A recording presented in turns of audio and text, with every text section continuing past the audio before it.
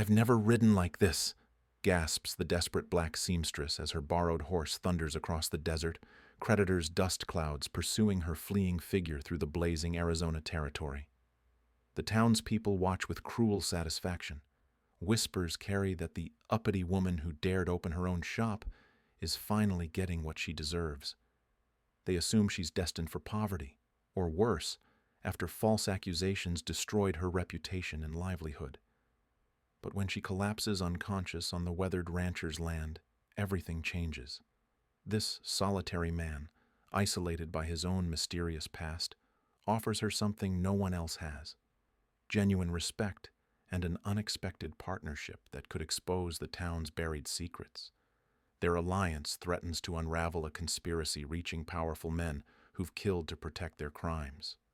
Will she trust the only person who's shown her kindness, or will survival force her to keep running forever? Before we continue, comment where you are tuning in from. Perhaps we will publish a story there.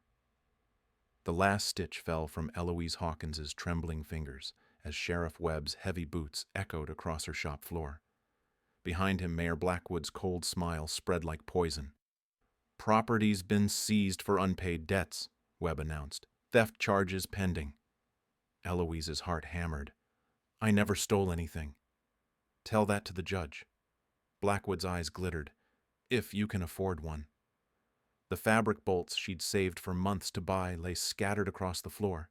Her sewing machine, her life's work, everything gone in a single morning. Outside, curious faces pressed against her shop windows like vultures circling carrion. Mrs. Constance Whitmore stood among them, her pearl necklace catching the desert sun. "Always knew she'd overstep her place," she whispered loud enough for everyone to hear. The crowd murmured agreement. Eloise had dared open her own business, dared serve white customers, dared succeed where others expected her to fail. Sheriff Webb locked the door behind her. "You've got 1 hour before we post notices. Best find somewhere else to be."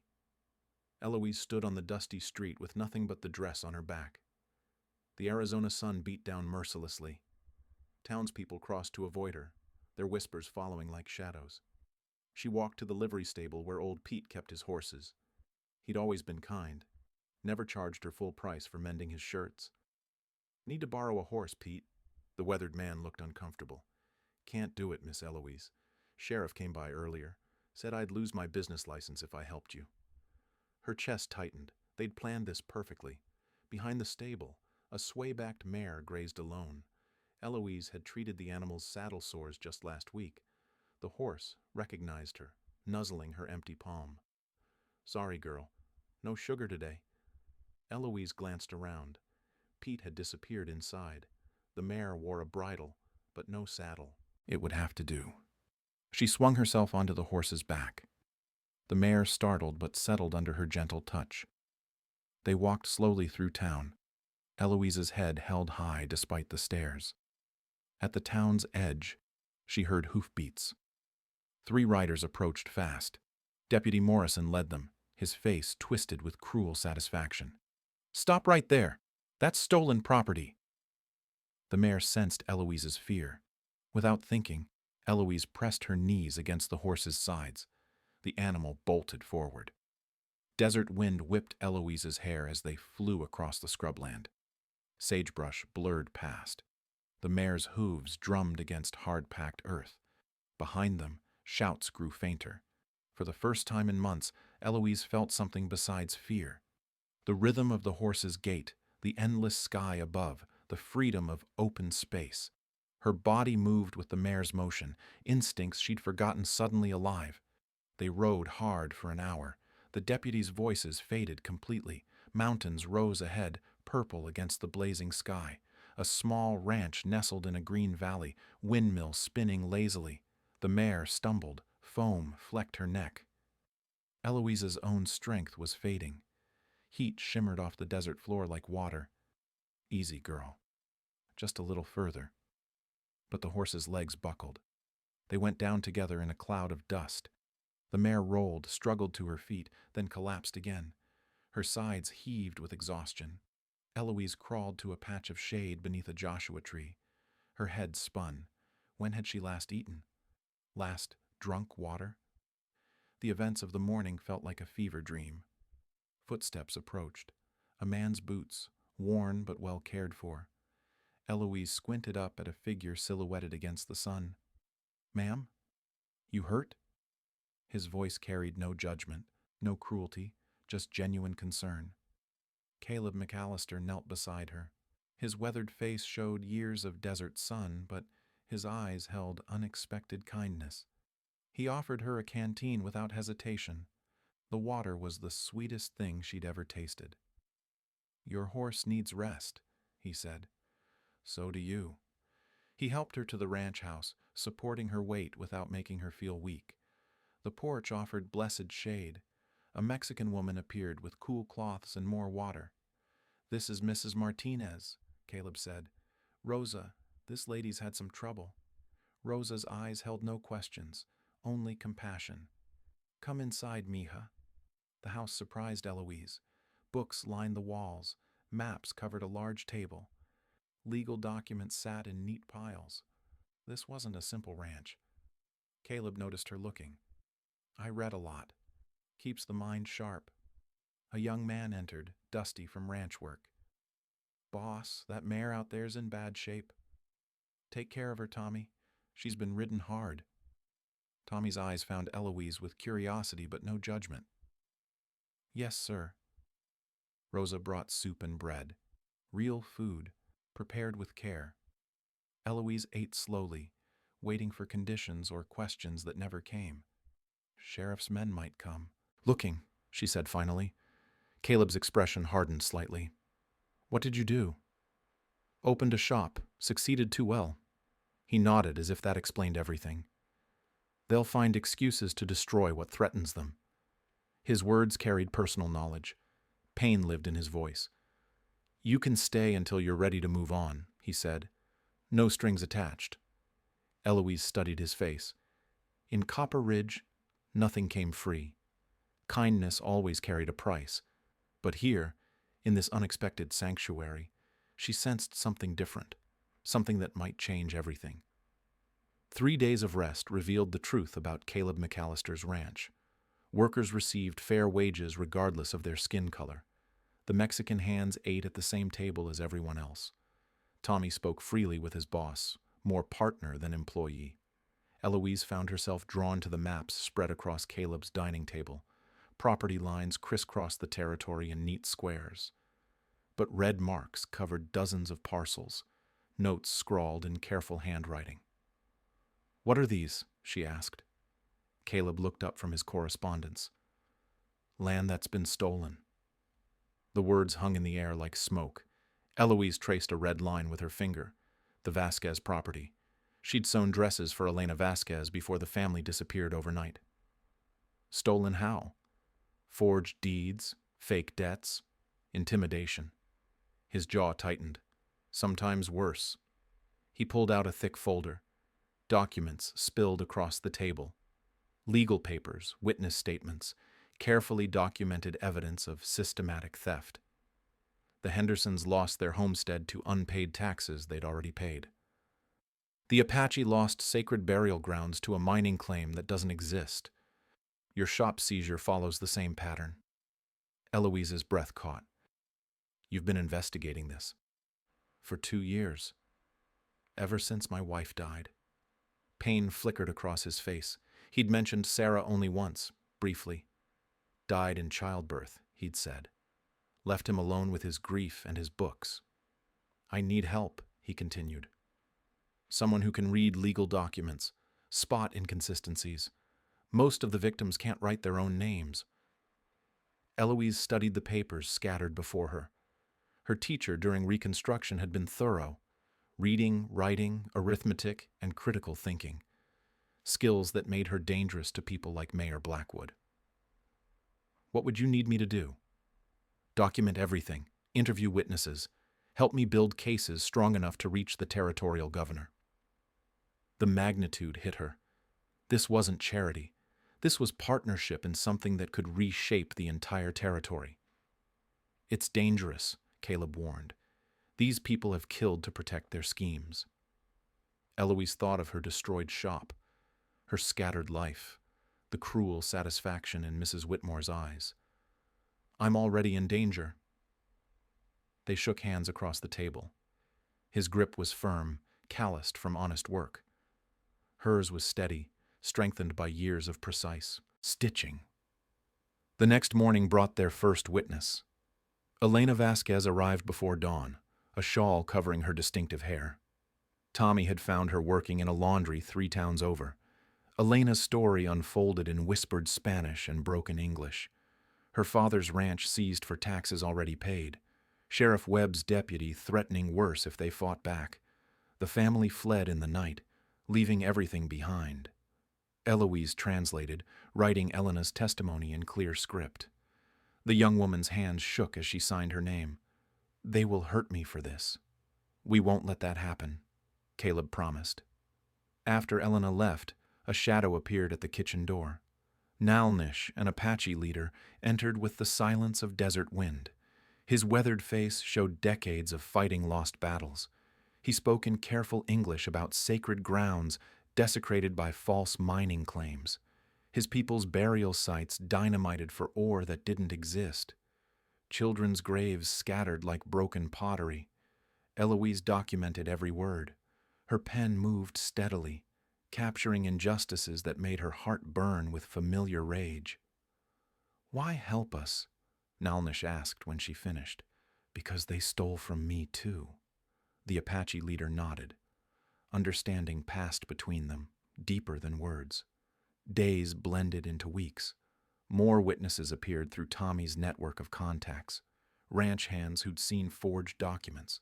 Clerks who'd been paid to lose important papers. A pattern emerged from the chaos. Mayor Blackwood, Sheriff Webb, and a group of Eastern investors. A conspiracy to steal the best land in the territory through legal manipulation and intimidation. Eloise's analytical mind found connections others missed. The same false signatures appeared on multiple documents. Dates that didn't align with official records. A web of corruption spreading through every aspect of local government. Her skills impressed even Caleb. She caught discrepancies in property surveys that had fooled trained lawyers. Her memory for detail was extraordinary. "Where did you learn to think like this?" he asked one evening. "Miss Catherine taught me during Reconstruction. Said education was the only weapon they couldn't take away." She'd been wrong about that. They could take everything else and make education worthless. But here, working beside Caleb, those skills found new purpose. The investigation consumed them both. Long days hunched over documents gave way to longer evenings planning their next moves. Rosa brought them meals they barely tasted. Tommy reported gossip from town that grew increasingly hostile. Deputy Morrison had visited the ranch twice, asking pointed questions about their house guests. Mrs. Whitmore spread rumors about improper relationships. The pressure was building. But something else was building too. Respect had grown into affection during their shared work. Eloise caught herself watching Caleb's hands as he wrote, the careful way he listened to witnesses, his anger at injustice that matched her own. He seemed equally aware of her. His eyes lingered when she solved particularly difficult puzzles in the legal documents. Pride showed in his face when she handled nervous witnesses with gentle skill. The attraction between them crackled like lightning before a storm. One evening, reviewing testimony by lamplight, their hands touched, reaching for the same document. Neither pulled away immediately. "Eloise," he said quietly. She looked up from the papers. His eyes held something deeper than partnership. The question hung unspoken between them. Everything was about to change again. The morning after their shared moment brought new urgency. Caleb spread fresh documents across the table, while Eloise organized witness statements. Their partnership had deepened, but so had the stakes. "Look at this," Eloise pointed to a signature on a mining claim. Same handwriting as the Vasquez deed forgery. Caleb leaned closer. His shoulder brushed hers. Neither moved away. "You're right. That's Mayor Blackwood's clerk, Samuel Finch." The evidence was building systematically. Each document they analyzed revealed another layer of the conspiracy, but their investigation was being noticed. Tommy burst through the door, his face flushed from hard writing. Deputy Morrison's asking questions in town about what kind of visitors you've been having. Caleb's expression darkened. What did you tell him? Nothing useful, but he's watching the ranch. That afternoon, Eloise accompanied Caleb on horseback to survey disputed property lines. She'd become comfortable on the gentle mare Rosa had given her, but Caleb wanted to test her skills on more challenging terrain. Trust the horse, he called as they approached a steep ravine. Eloise pressed her knees against the mare's sides. They descended the rocky slope in perfect harmony, horse and rider moving as one unit. At the bottom, Caleb's admiration was obvious. Where did you learn to ride like that? My grandfather worked horses before the war. Taught me when I was small. They rode across open plains where the conspiracy's victims had once prospered. The Hendersons' abandoned homestead sat empty, windows broken by weather and neglect. Elena's family ranch showed signs of recent habitation by squatters. Each empty property fueled Eloise's anger and determination. These weren't just legal documents anymore. They represented destroyed lives, scattered families, stolen dreams. Back at the ranch, Rosa pulled Eloise aside while Caleb tended the horses. He is different since you came, the older woman said. The sadness is leaving his eyes. We're working partners, nothing more. Rosa's knowing smile said otherwise. Senor Caleb, he has been alone too long. His wife, she would want him to find happiness again. That evening, Caleb shared more about Sarah, how she'd loved books as much as he did, her plans to start a school for ranch children, the way she'd died suddenly, just when their future seemed brightest. The doctor said complications from childbirth. Nothing anyone could do. Pain still lived in his voice after 2 years, but when he looked at Eloise, something warmer flickered there too. Their work continued intensifying. Letters arrived from territorial officials, acknowledging their reports, but demanding stronger evidence. The conspiracy reached higher than local government, involving federal land grants and railroad development rights. One morning brought unexpected visitors. Dr. Amelia Carson arrived with Father Miguel Santos, both looking nervous.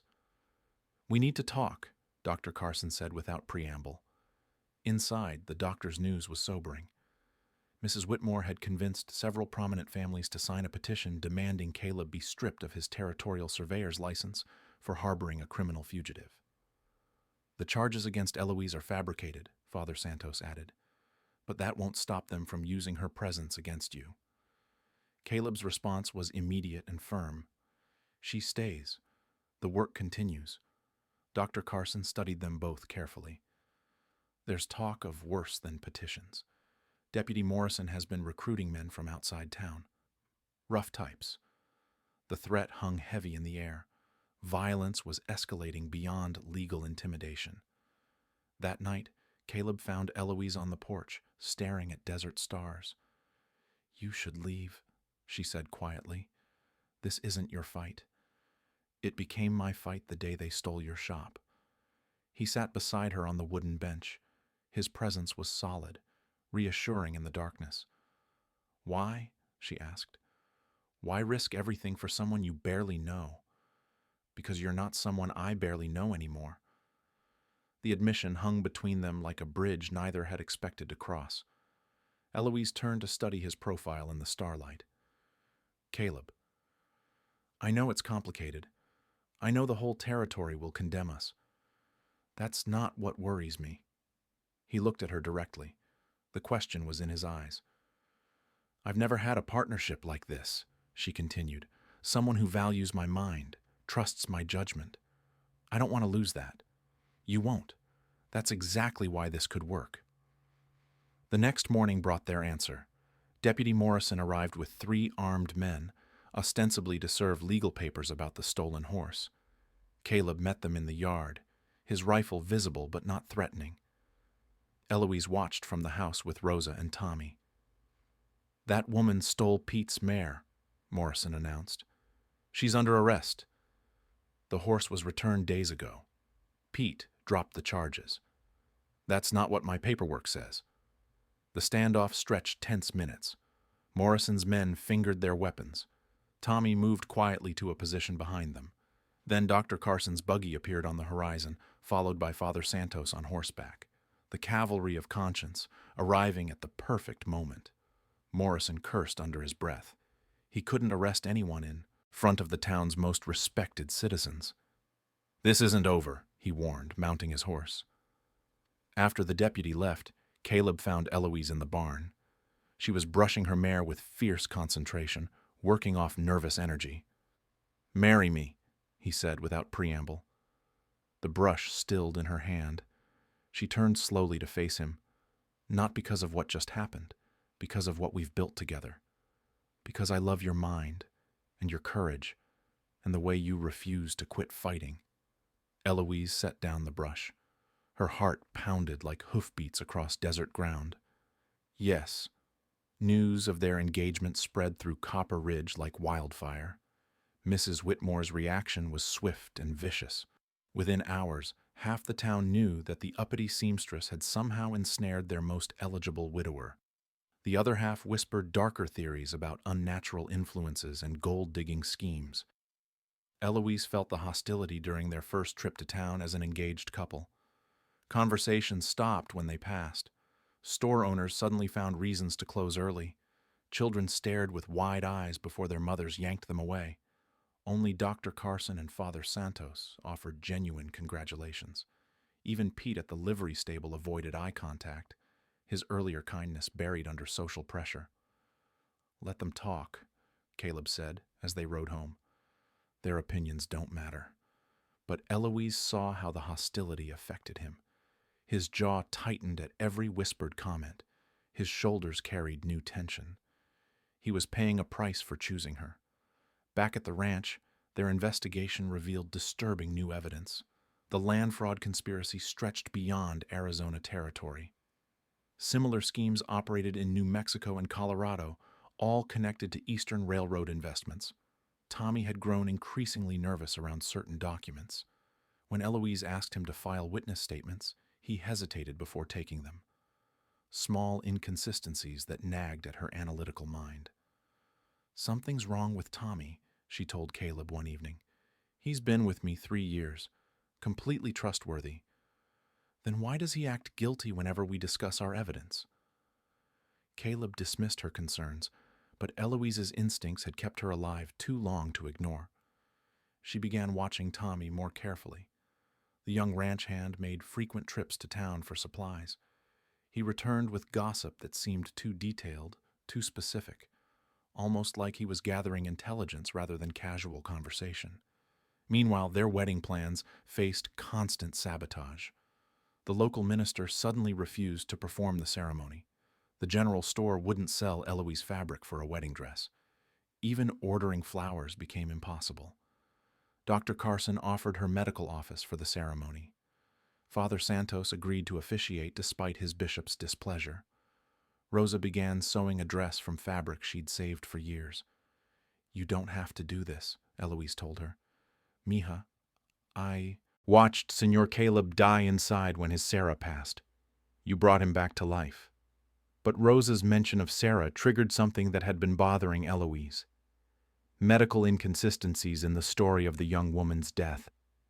That night, she approached Dr. Carson privately. "Tell me about Sarah McAllister's death." The doctor's face tightened.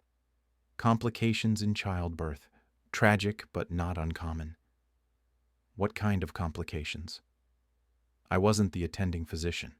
Dr. Hendricks handled the delivery before he moved back east." Another convenient absence. Another missing witness. The pattern was becoming familiar. "Where are the medical records?" "Lost in a fire at Dr. Hendricks' office, right before he left town." Eloise's blood chilled.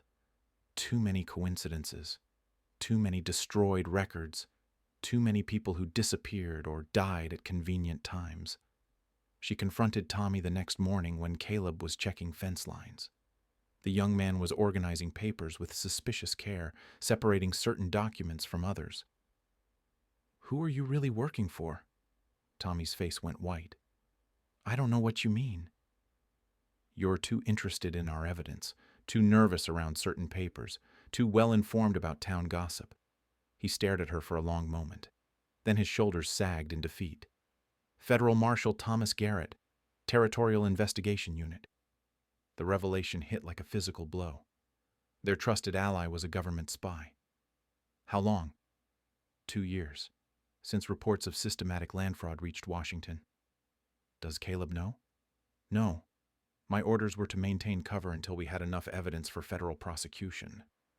Eloise's mind raced through implications. If Tommy was federal law enforcement, the conspiracy was even bigger than they'd imagined. What aren't you telling us? Tommy looked genuinely tormented. The land fraud connects to railroad development contracts worth millions. Senators are involved, territorial governors, people who'll kill to protect their investments. They already have killed. What do you mean? Eloise's voice dropped to a whisper. Sarah McAllister didn't die in childbirth. Tommy went very still. How do you know? Too many coincidences, missing records, disappeared doctors. She discovered something, didn't she? The marshal nodded slowly. We think she found evidence connecting her husband's surveying work to the fraudulent land claims. She was going to expose everything. So they murdered her. Poison in her medicine, made to look like childbirth complications. Dr. Hendricks was paid to falsify the death certificate, then relocated with a new identity. The truth hit Eloise like a lightning strike. Caleb had been unconsciously seeking justice for his wife's murder. His obsession with land fraud wasn't just moral outrage. It was grief-driven vengeance against the people who'd killed Sarah. He doesn't know. We couldn't tell him without compromising the investigation. But I'm in the same danger Sarah was. Tommy's silence was answer enough. The conspiracy had killed once to protect itself. It wouldn't hesitate to kill again. Footsteps approached the house. Caleb returning from his fence ride. Eloise grabbed Tommy's arm. How much time do we have? Not long. Sheriff Webb knows you're close to something big. Deputy Morrison's been given permission to use extreme measures. Through the window, Eloise watched Caleb dismount his horse. The man she loved was walking toward a truth that would destroy him. His wife hadn't died from natural complications. She'd been murdered by the same people he was now fighting. And Eloise was next on their list. Eloise had to tell Caleb the truth before someone else made that choice for them. She found him in the barn, unsaddling his horse after the fence inspection. We need to talk about Sarah. His hands stilled on the leather straps. What about Sarah? She didn't die in childbirth. The words hung in the dusty air like a death sentence. Caleb turned slowly, his face draining of color. What are you saying? She was murdered, poisoned, because she discovered the land fraud conspiracy. Caleb's knees buckled. He gripped the stall door for support, his world reshaping around this devastating truth. How do you know? Tommy told me. He's not just a ranch hand. He's a federal marshal investigating the conspiracy. The betrayal and revelation crashed over Caleb simultaneously. His trusted employee was a government spy. His beloved wife was a murder victim. Nothing was what it seemed. Tommy appeared in the barn doorway, his face etched with guilt and resolve. I wanted to tell you sooner, he said quietly. But the investigation had to come first. Caleb's grief transformed into rage. You let me believe she died from complications. For 2 years. We needed you focused on gathering evidence, not seeking revenge. Evidence of what? How deep does this go? Tommy's revelation was staggering. The land fraud connected to a transcontinental railroad project worth $50 million. Senators in Washington had sold votes for stock options. Territorial officials received cash payments for every acre stolen from legitimate owners. Sarah had discovered survey maps showing the planned railroad route, maps that proved the conspiracy was targeting specific properties for seizure, not random land grabs. She'd been preparing to expose everything when they killed her. The same people who murdered your wife are planning to kill Eloise, Tommy continued. Tonight. The warning came just in time. Through the barn window, dust clouds appeared on the horizon. Multiple riders approaching fast, too many to be a casual visit. How many? Caleb asked, his grief hardening into deadly purpose. At least 8 men. Morrison brought hired guns from outside the territory. They had minutes to prepare. Tommy revealed his hidden weapons cache, including a federal marshal's badge and official warrant papers. Rosa appeared with emergency supplies she'd apparently kept ready for weeks. I lived through too many raids in Mexico, she explained. Always be prepared to run. But running wasn't an option. The riders had surrounded the ranch house. Escape routes were blocked. This was the confrontation they'd all been expecting. Deputy Morrison's voice carried across the yard. Send out the woman and we'll make this quick. Caleb's response came through the window. Come and take her. The standoff stretched tense minutes. 8 armed men against 3 defenders and 2 women. The odds were impossible, but surrender meant certain death for Eloise. Then salvation appeared from an unexpected direction. Nalnish emerged from the desert with 6 Apache warriors, moving like shadows between the buildings. They'd been watching the ranch, waiting for exactly this moment. Elena Vasquez arrived simultaneously with her 3 brothers, all carrying rifles and grim expressions. Word had spread through the network of conspiracy victims. The final battle had drawn them all together. Morrison's hired guns found themselves outnumbered and outmaneuvered. The Apache warriors were invisible until they wanted to be seen. The Vasquez brothers knew every rock and gully on their stolen land. Dr. Carson's medical buggy appeared on the ridge, followed by Father Santos and a dozen parishioners. The moral authority of the territory had chosen sides. Faced with overwhelming opposition, Morrison made a critical mistake. He ordered his men to fire warning shots, thinking intimidation would scatter the civilians. Instead, the gunfire galvanized everyone into action. This was no longer about land fraud or racial prejudice. It was about justice versus corruption, truth versus lies. Tommy stepped into the yard, his federal marshal's badge gleaming in the afternoon sun. United States Marshal Thomas Garrett, you're all under arrest for conspiracy, murder, and attempted murder. Morrison's face went purple with rage. You have no authority here. Federal crimes, federal jurisdiction. Tommy held up official warrant papers. Mayor Blackwood and Sheriff Webb are already in custody in Tucson. The lie was perfect. Morrison's men wavered, suddenly uncertain about their legal protection. If their bosses were already arrested, cooperation became survival strategy. One by one, the hired guns laid down their weapons. Morrison himself held out longest, but even his loyalty had limits when facing federal charges. As Tommy secured the prisoners, Caleb found Eloise in the house. She was calm despite everything, organizing evidence documents with steady hands. It's over, he told her. No, it's just beginning. She was right. Arresting Morrison and his men was only the start. The real conspiracy leaders were in Washington and Denver, protected by money and political connections. But tonight had changed everything. The community had chosen justice over prejudice. Apache warriors, Mexican farmers, progressive doctors, and Catholic priests had stood together against corruption. Eloise looked at the mixed group of their defenders celebrating in the yard. We're going to need all of them for what comes next. Caleb nodded. The federal investigation would require testimony from every victim, evidence from every stolen property, courage from everyone who'd been silenced by fear. Their wedding would have to wait. Justice came first, just as it had for Sarah. But standing together in their ranch house, surrounded by allies they'd never expected, Eloise and Caleb both knew they'd already won the most important battle. They'd built something stronger than romance. They'd created a movement for justice that would reshape the entire territory. The federal investigation moved swiftly once Marshal Garrett revealed his true identity. Within days, territorial officials arrived from Tucson with arrest warrants for the remaining conspirators. Mayor Blackwood and Sheriff Webb were taken into custody without resistance, their network of protection crumbling under federal scrutiny.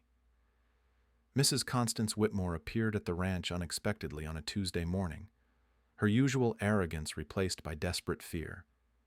She carried a leather satchel filled with additional evidence she'd kept as insurance against her criminal partners. I have financial records, she told Eloise and Caleb.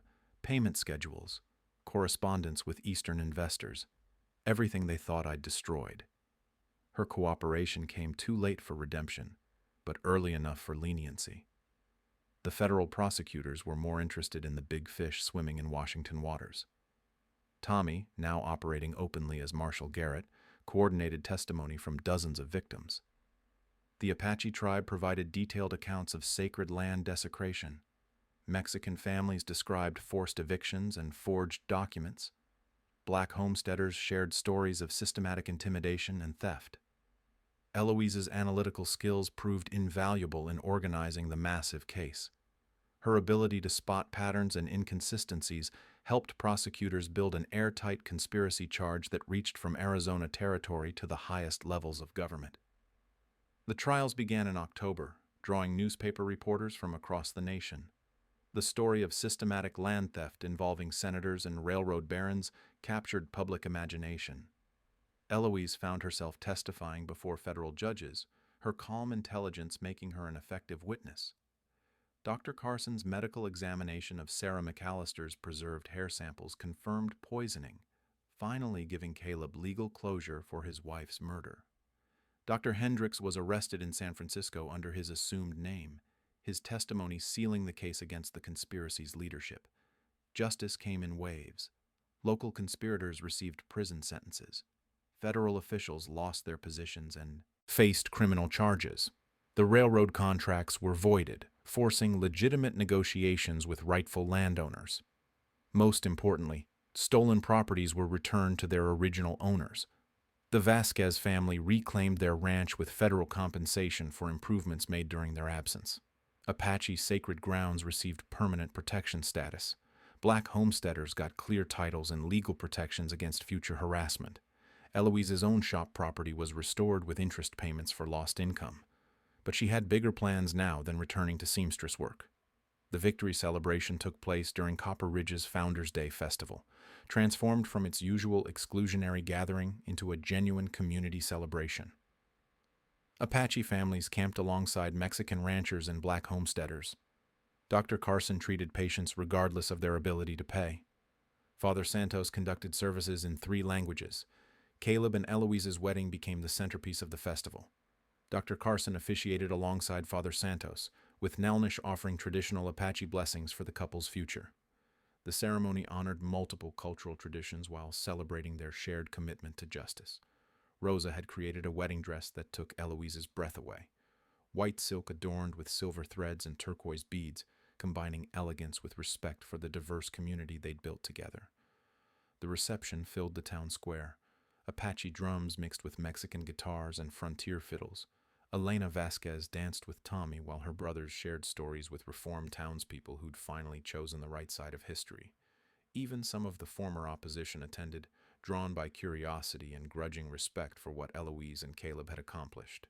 The couple had transformed their personal fight into a model for justice that extended far beyond Copper Ridge. As evening approached, Eloise and Caleb prepared for the traditional wedding ride across their restored land.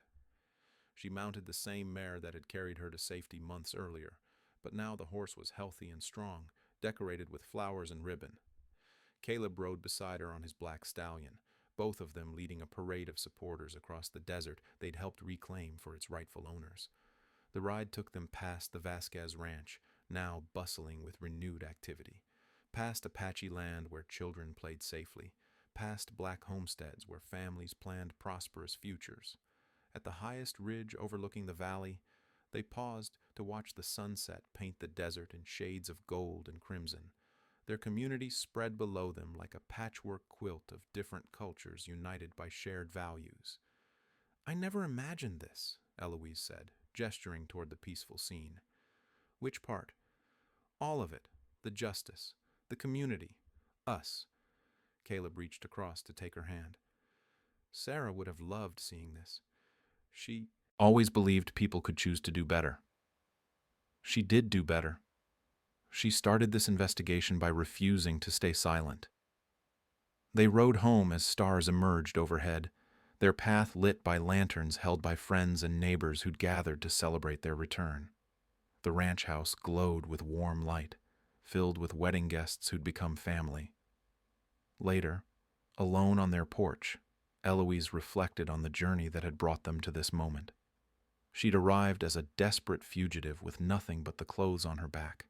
Now she was a respected community leader, with plans to establish a school that would serve children from every family in the territory.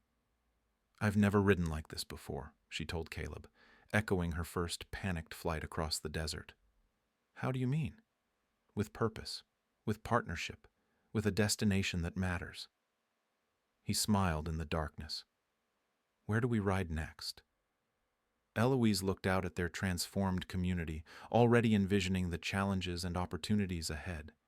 There would be more fights for justice, more barriers to break, more lives to change through education and determination. "Wherever the horizon needs us most,"